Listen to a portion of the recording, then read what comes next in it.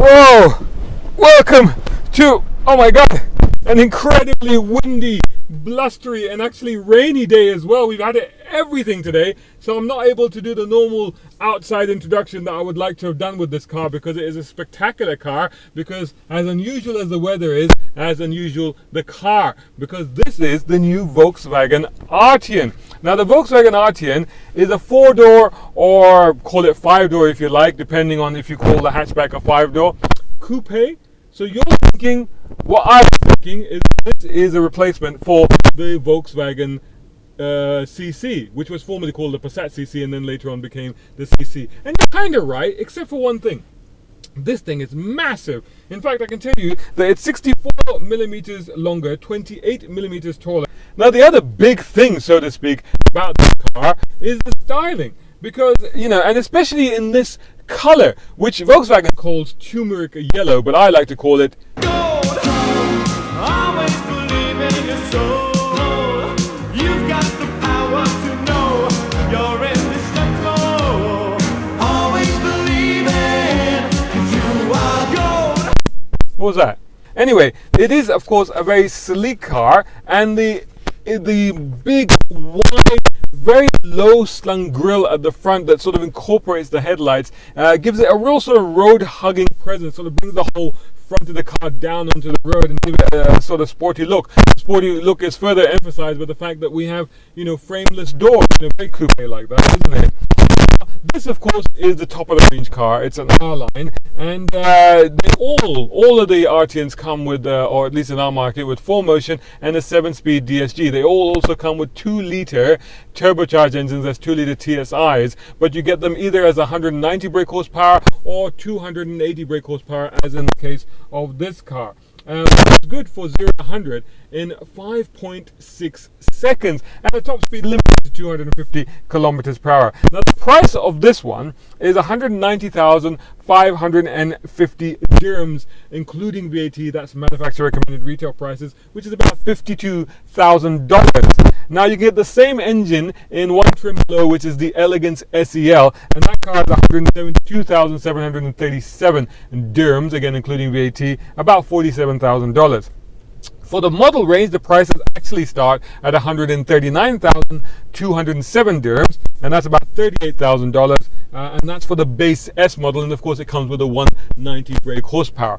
Now, I would have liked to have taken you around the back now to show you the boot, but I'll just insert some video footage here. But I have to tell you, I was absolutely astonished when I lifted up the hatch, because it is gargantuan. It is massive. In fact, it's 563 liters of space in there, and there's an underfloor compartment as well, but that's for the spare tire, and there's a few little compartment areas. There's door pockets on the side of the compartment as well, and you got the split folding rear seat. But really, a massive boot makes this car surprisingly practical despite its coupe profile. So that begs the question, what's the rear space like, right? Because normally that's compromised as well. Well, here's a cutaway of me sitting in the back. So I'm here now in the back of the Volkswagen Arteon, and this seat, of course, is my setting. This is set for me, and I'm absolutely staggered, quite frankly, because it's limousine levels of space back here. I mean, I can actually stretch my legs out. Look at this. With still my knees nowhere near that rear seat. Check it out. Tons of room.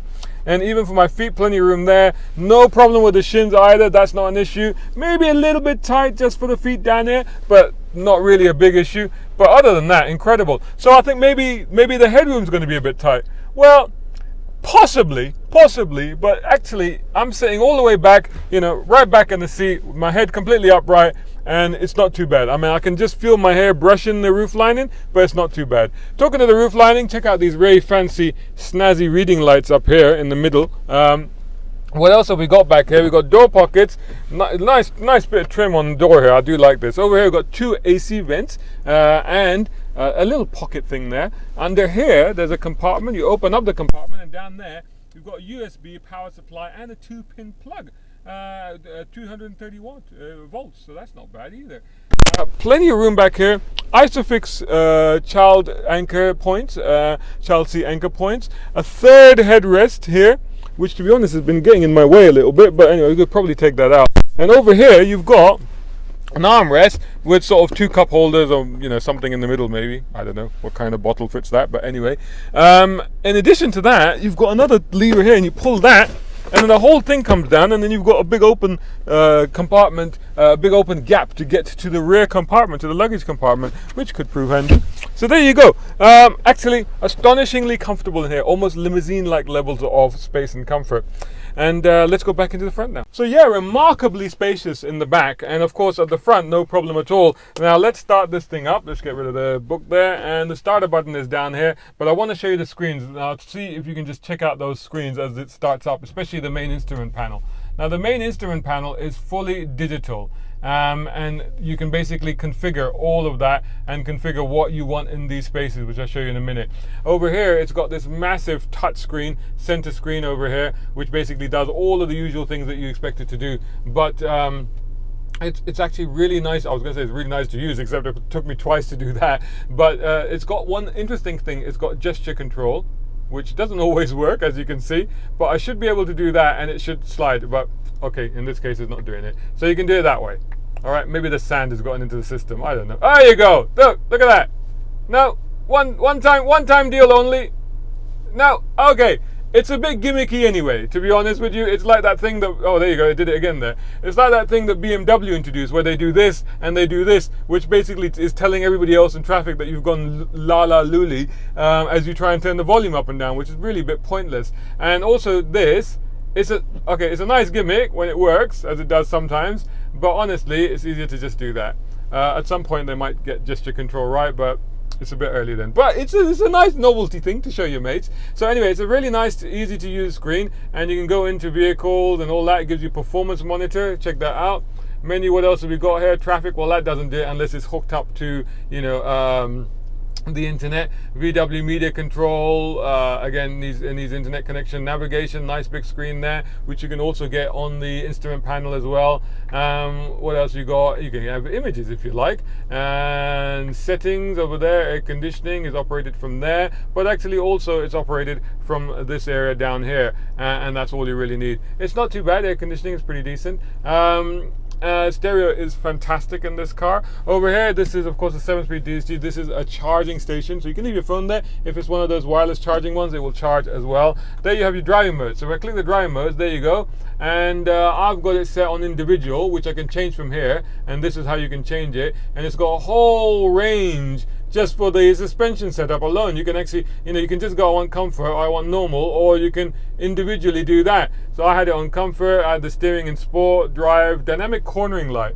Does that just mean that the front lights turn? The dynamic cornering lights are the lights that turn around the corner, but I think it also, what it does is it avoids blinding the individual coming the other way. So even if you go around the corner and there's a car coming the other way, it dips the beams so as not to blind them. So you can do all of that from there. And again, going back into the driver modes, you've got eco mode, comfort mode, normal, and sport.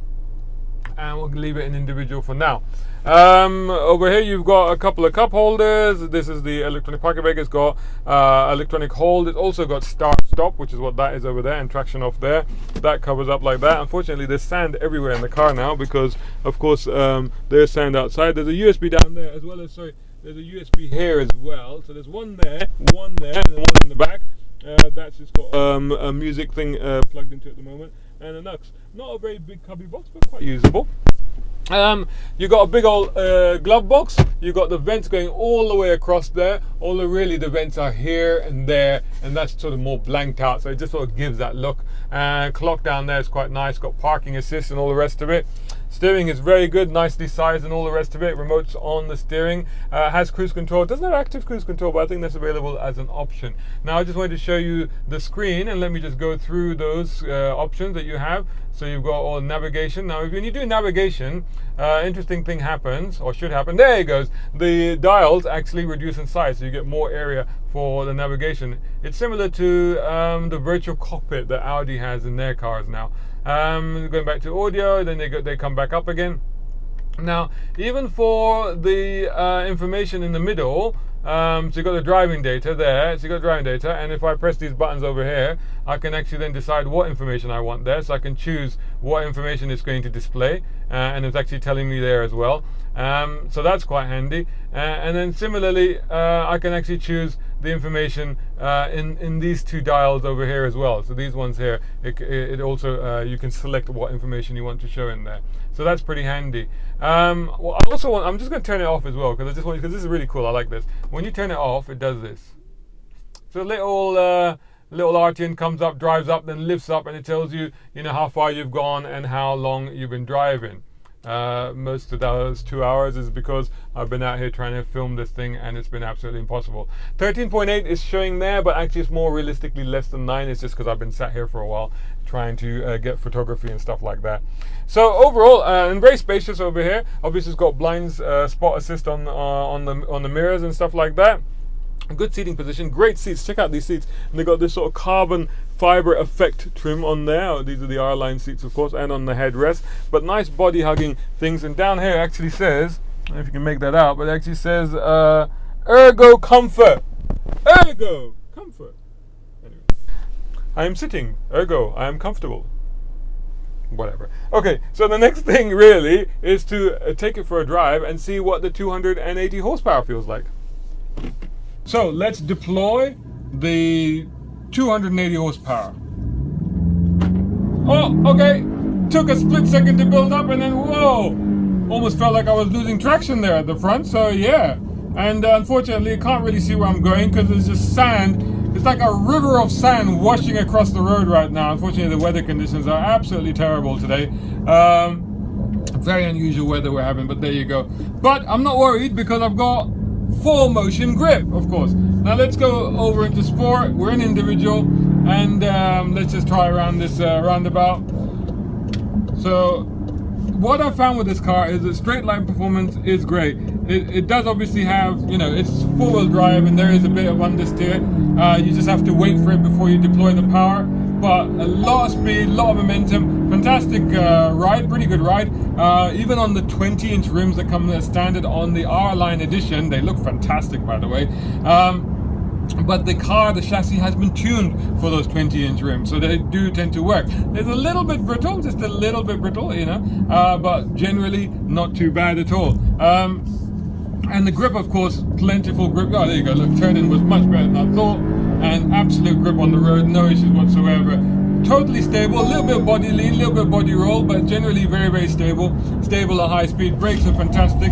I mean, like really bitey and really strong. I mean, impressive stuff. I mean, things have just come out. What is that? Look, that's where does that come out from? That's the brakes a little too good, I think. That's probably just on the rails for the seat. That's probably the cover for that, I reckon. I'll check it out later. But and that's it. So the steering is accurate and responsive. You get a little bit too much. Yeah, nicely held, nice grip there.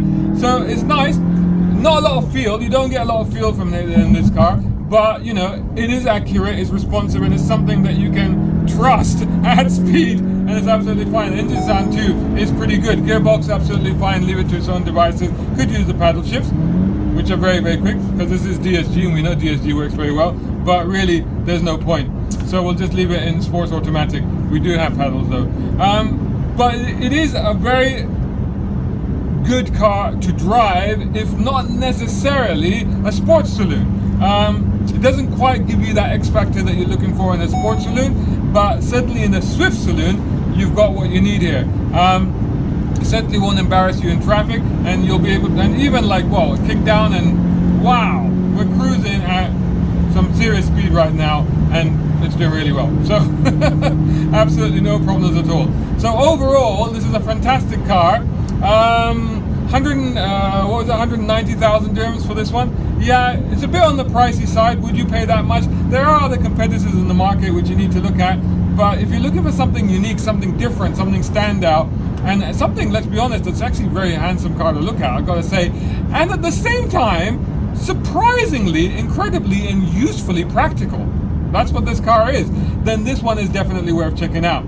So there you go, there's our review. Sorry about the weather conditions today of the new Volkswagen Arteon. I hope you enjoyed it. Please do let us know what you think of the car and the review in the comments below and elsewhere. Do please check us out on motoringme.com and all the social media. That's Facebook, Instagram, Twitter, and of course YouTube. And if you're watching this on YouTube, please do like, share, and subscribe. That would be great. Tell all your friends. You know what? Follow me too. Why not? I do some cool stuff. Love to see you there. Thanks so much for watching. Until the next one.